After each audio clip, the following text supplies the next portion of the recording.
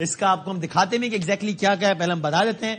جناب علی نائب ترجمان امریکی محکمہ خارجہ کا یہ بیان ہے پاکستان میں انتخابات سے متعلق. کہتے ہیں پاکستان میں انتخابات کے دوران آزادی اظہار پر پابندیاں پریشان کن ہے. ووٹنگ کے دوران پرتشدد واقعات کی مذمت کرتے ہیں.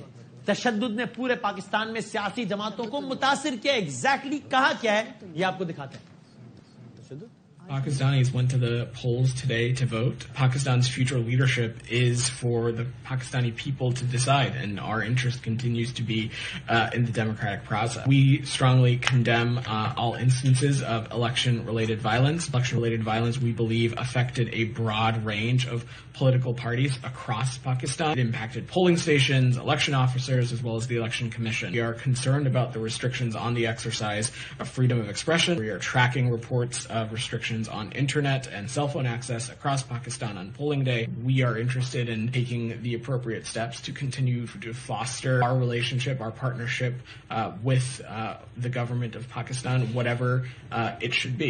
نائب ترجمان دفتر خارجہ امریکہ کے، لیکن انہوں نے کہا کہ پرتشدد واقعات کا ذکر کیا، پابندیوں کا ذکر کیا، اظہار رائے کی آزادی کی پابندیوں کا ذکر کیا. لیکن ایک چیز جو اس بیان کو دیکھ کر پہلا میرا ریاکشن تھا کہ مجھے تشدد کی اکا دکا واقعات تو نظر آئے. دیکھے کہ کوئی پولنگ اسٹیشن کے اندر گھس گیا، ایک آدھے پولنگ اسٹیشن میں پولنگ دیر سے شروع ہوئی، جس کو کہہ رہے ہیں پرتشدد واقعات. اب تک کم از کم پرتشدد واقعات پاکستان میں نہیں ہوئے. آئی ڈونٹ نو کہ یہ پاکستان کے الیکشنز کے کم از کم ابھی تک کے پروسیس کو آپ ہر اور دوسرے اینگل سے ان کو متنازع بنا سکتے ہیں.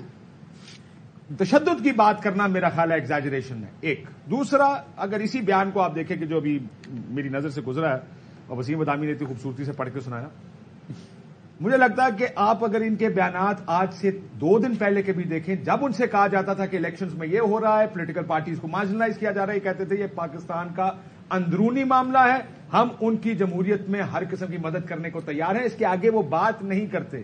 For them to come to this point کہ وہ ان الیکشنز کو اور باقی سیاسی جماعتوں کے جو رائٹ تھا اس کے بارے میں بات کرنی شروع کر دی ہے. اس کا مطلب ان کو بھی لگا کہ تھوڑے سے ٹیبلز ٹرن ہو گئے. So let's create that environment where اگر کوئی دوسری قوت آ جاتی ہے تو ہم اس کے ساتھ بھی بیان بازی کی حد تک اپنے تعلقات بہتر کر لیں. میں نے کیونکہ بڑے دنوں سے دیکھ رہا تھا مرتضی آپ صاحب لائن پر ہے. میں صرف ایک چیز اس میں ایڈ کر دوں کہ جب بھی دفتر خارجہ سے پوچھا جاتا تھا وہاں کے ترجمان سے، وہ ہمیشہ کہتے تھے انٹرنل میٹر فار پاکستان. یہ بھی کہا گیا سر بنگلہ دیش پہ آپ نے اسٹیٹمنٹ جاری کر دیا، ان کے انتخابات کو متنازع کہہ دیا. پاکستان میں یہ ہو رہا ہے، آپ کچھ نہیں کہہ رہے.